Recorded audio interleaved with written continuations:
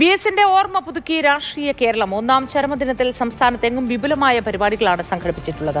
ആലപ്പുഴ വലിയ ചുടുകാട്ടിലെ സ്മാരകത്തിൽ CPM നേതാക്കളും VSന്റെ കുടുംബാംഗങ്ങളും പുഷ്പാർച്ചന നടത്തി. VSന്റെ ഓർമ്മ പുതുക്കാനായി വേലിക്കകത്ത് വീട്ടിലേക്കും വലിയ ചുടുകാട്ടിലേക്കും രാവിലെ മുതൽ തന്നെ സംസ്ഥാനത്തിന്റെ വിവിധ ഭാഗങ്ങളിൽ നിന്ന് ധാരാളം ആളുകൾ എത്തുന്നുണ്ട്. വേലിക്കകത്ത് വീട്ടിൽ VSന്റെ അർദ്ധകായ പ്രതിമ ഇന്ന് അനാച്ഛാദനം ചെയ്തു.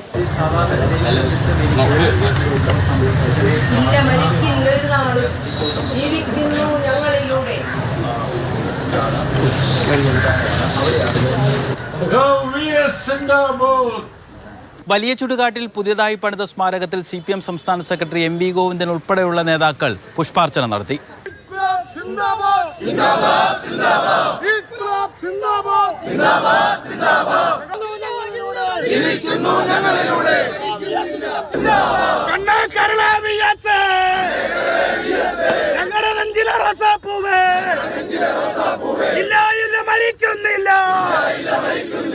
അനുസ്മരണ സമ്മേളനം ഉദ്ഘാടനം ചെയ്ത MV ഗോവിന്ദൻ അദ്ദേഹത്തിന്റെ പതിവ് ശൈലിയിൽ VS നടത്തിയ പോരാട്ടങ്ങളെക്കുറിച്ച് വിശദീകരിച്ചു. കമ്മ്യൂണിസ്റ്റ് പ്രസ്ഥാനത്തിന്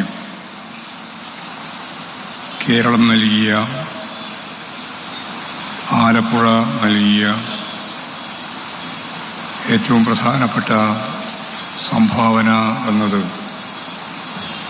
നിസ്സംശയം നമുക്ക് പറയാം അത് സഖാവ് VS തന്നെയായിരുന്നു എന്നുള്ളതാണ് സത്യം.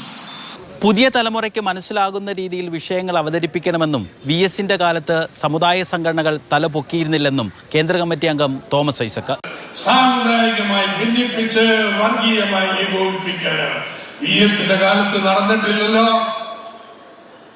ഒരു മടിയില്ലാതെ സമുദായ നേതാക്കന്മാരുടെ വീടിന്റെ മുന്നിൽ മൈക്ക് കെട്ടി വെല്ലുവിളിച്ചിട്ടുണ്ടല്ലോ. ഇവിടെ ഭൂമിയിലും ഒന്നും ഉണ്ടായിട്ടില്ല.